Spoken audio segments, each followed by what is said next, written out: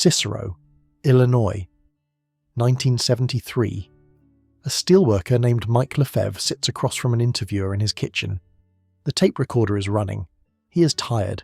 His hands are thick. He is 37 years old, and he has been lifting steel since he was 19. The interviewer is Studs Terkel. The book will be called Working. It will come out the next year and it will sell 1 million copies. Mike says something that lands. He says you cannot take pride anymore. You used to be able to point to a house you built, a bridge. Somebody built the pyramids. Now you work and nothing has your name on it. Then he says the line that tells you everything about the next 50 years. He says it is not that the average working guy is dumb. He says he is tired. That is October 1973. That same month, 4,000 miles away, the oil ministers of Kuwait, Saudi Arabia, Iraq, Qatar, Abu Dhabi, Libya and Algeria meet in Kuwait City. On the 17th, they announce a production cut and an embargo against the United States. By January, the posted price of a barrel of Arabian oil goes from just under $3 to over $11. Gasoline doubles. Heating oil nearly doubles in one New England winter. The Dow Jones loses 45% of its value over 23 months.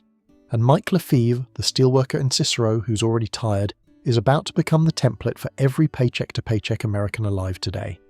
This is the Independent Financial Historian, and this is the story of how the American household lost its shock absorbers. Before we dive in, this is history, not financial advice. Do your own research. Start with a number, 37%. That is the share of American adults who cannot cover a $400 emergency with cash. 13% cannot pay it at all. That is the Federal Reserve's own survey, Economic Well-Being of American Households, released May of last year. The number has been roughly this bad for a decade. Now hold that number in your head and look at what is happening outside your window. The United States just imposed a naval blockade on the Strait of Hormuz. Oil has traded as high as $117 a barrel this month. The national debt crossed $39 trillion in March, and the Treasury is paying more in interest every month than it spends on defense and education combined. Every loaf of bread you buy is 15 to 25% pure energy. Fertilizer, diesel for the tractor, diesel for the truck, gas for the oven, gas for the delivery. When energy doubles, bread doubles, and you do not have $400. Here is the question nobody in Washington wants to answer. How did the country that put a man on the moon in 1969 end up with a household that cannot absorb a broken transmission in 2026? The official story is that Americans got reckless. They bought too many televisions. They took on too much debt. They did not save. History tells a completely different story. What actually happened is that every shock absorber the 1973 household had was removed. One at a time, over 50 years, not by accident. Let me show you the absorbers, then let me show you what the people who kept them did. Absorber 1. A union wage with a cost of living clause. In 1948, Walter Reuther of the United Auto Workers negotiated a contract with General Motors that included something called a cost of living allowance. Every 3 months, the wage adjusted to the consumer price index. If prices went up, the paycheck went up. By 1980, roughly 60% of workers under major union contracts had a cost of living clause built in. The letter carriers had one, the Teamsters had one, the auto workers had one, the steel workers had one. During the inflation years of 1973 through 1982, that one contract clause protected blue-collar wages from being destroyed. When the UAW went on strike in 2023, the president of the union said something worth hearing. He said, in substance, that it was the cost of living allowance that made working-class communities strive for decades. When it got taken away in 2009 during the bankruptcies, it hammered them. Today, fewer than 10% of private sector workers are in a union at all. Absorber gone. Absorber 2? A fixed-rate mortgage on a house that kept up with inflation. A family that took out a $30,000 mortgage in 1972 at 7% fixed, paid that same nominal payment every month through 1982. But the dollars they were paying with had lost more than half their purchasing power. Meanwhile, in the Sun Belt, Phoenix, Houston, Atlanta, Southern California, the house doubled or tripled in nominal value. The family paid back cheap dollars on an appreciating asset. That is the single largest documented inflation windfall an ordinary American household has ever received. Today, the median new home sale price in America is $400,500. The home price to household income ratio hit 5.6 in 2022, the highest since the series began. The 30-year fixed mortgage is still available, but the house is no longer affordable to the family that would use it.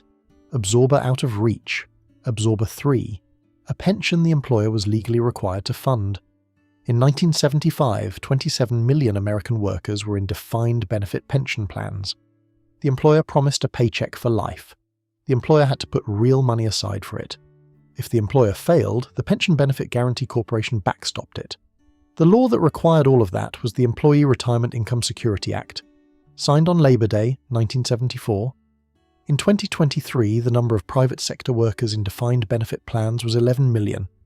In their place, you have 96 million people in 401k accounts. The median 401k balance for Americans aged 55 to 64 is $87,000. Americans surveyed by Northwestern Mutual say they need 1.46 million to retire. The risk of old age was transferred from the employer's balance sheet to your kitchen table. Absorber gone. Absorber 4. A manufacturing job that paid a premium over the rest of the economy. In June of 1979, American manufacturing employed 19.5 million people, about 22% of all non-farm jobs. In 1973, the hourly wage in construction alone was 28% higher than the all-industry average. Those jobs were in Youngstown, Ohio, in Flint, Michigan, in Gary, Indiana, in Lackawanna, New York, in Bethlehem, Pennsylvania. Today, manufacturing is about 12.5 million jobs, roughly 8% of non-farm employment, 6.5 million jobs gone. The towns still exist. The mills do not. Absorber gone. Absorber 5. A savings account that at least kept up with inflation. From the 1930s through 1986, there was a rule called Regulation Q. It capped the interest a bank could pay on a regular passbook savings account. In 1980, that cap was 5.25%. Inflation that year was 13.5%. A Wall Street research paper calculated that in the spring of 1979, the real interest rate on ordinary deposits hit negative 5.8%. Every $100 in a passbook account lost almost $6 of purchasing power in a year. The New Republic called it a great savings swindle. People eventually figured out they could put their money in something called a money market fund instead. Money market assets exploded from $4 billion in 1977 to $230 billion by 1982. Regulation Q was phased out by 1986, but the damage done to passbook savers during the inflation years was permanent, and today the average American savings account pays less than 0.5% while inflation runs 3%. Absorber was never really there. The 1973 household had all 5 absorbers. The 2026 household has, on average, none of them. That is why a $400 car repair ends a family. Now here is the part the financial press does not tell you. Some people absorbed the shock. Some people came through 1973 to 1982 with their wealth and their households intact. They did not do it with savings accounts. They did not do it with long-dated treasury bonds. They did not do it with whole life insurance, and most of them did not do it with gold. They did it with 4 specific things. The first was a trade: a plumber, an electrician, a welder, a diesel mechanic, a framer. Here is what the data actually shows about skilled tradesmen between 1973 and 1982. Their wages were already 28% above the all-industry average when the embargo hit. If they were union, they had a cost of living clause. If they were not union, they had something just as valuable. They had a skill that people would pay cash for on a Saturday. An economist named Peter Gutmann published a paper in 1977 estimating the size of the unreported American economy at about 10% of the measured economy. $176 billion at the time. Most of it was people who worked on each other's houses and cars and barns for cash. That cash was not reported, it was not taxed, it was not indexed to anything, but it tracked inflation instantly, because the plumber charged what materials cost plus his time. When materials went up, the bill went up. A trade is a portable, unreportable, automatically indexed income stream. There is a reason the tradesmen Turkle interviewed in 1973 sound less anxious than the white-collar workers he interviewed in the same book. They had something no bank could devalue. Today, the United States is short an estimated 500,000 skilled tradesmen: electricians, plumbers, HVAC technicians, welders, diesel mechanics, crane operators, linemen. A 19-year-old who starts an apprenticeship this year earns more in his 30s than most college graduates, without the debt. That is not opinion. That is the data from the Bureau of Labor Statistics this quarter. The second thing that worked was a fixed-rate mortgage taken out before the inflation. The family that bought a house in 1968 at 6% and stayed put through the 70s paid the mortgage in cheaper and cheaper dollars every year. By 1982, cumulative inflation had cut the real value of the original loan balance roughly in half. A $30,000 loan in 1972 was a $13,000 loan in 1982 dollars. Same nominal balance, half the real weight. If the house was in the Sun Belt, the value had doubled on top of that. The mechanism only works in inflation. It does not work in deflation. It does not work if you cannot afford the payment through a job loss. But when it works, it is the closest thing to a free lunch the American financial system has ever handed a working-class family. The third thing that worked was a farm owned free and clear. Not a farm that had been leveraged up to buy the next 100 acres in 1978. Those farms went bankrupt in the 1985 farm crisis. 300,000 farmers defaulted nationally. Iowa farmland lost 61% of its real value between 1981 and 1987. The farms that survived were the ones owned by the old man who had paid off the note in 1966 and refused to borrow against the land to buy more. He produced his own food. He grew crops that tracked commodity prices. He owed nothing. He slept. The fourth thing that worked was physical precious metal bought early and held with discipline. Gold was legal for Americans to own again on December 31st of 1974.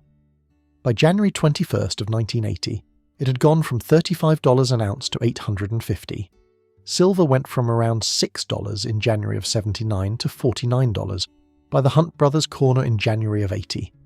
These are the headline gains. But almost nobody captured them. Most retail buyers did not sell at the top. They rode the metals down through a 20-year bear market that did not bottom until the early 2000s. The people who made money on 1970s gold and silver were the ones who bought early, size small, and had either the luck or the discipline to sell into the peak. The mechanism is real, but the discipline is rarer than the mechanism. 3 of those 4 survivor strategies are effectively out of reach today. The pre-inflation mortgage requires a time machine. The debt-free farm requires land that now costs more per acre than most Americans earn in a decade. The disciplined metal position requires a peak nobody sees coming and a seller who knows when to walk away. Only one of the 4 is still available to the 26-year-old carpenter reading this. The trade. That is not an accident. It is the last shock absorber the system forgot to take away. Now let me tell you who did not come through.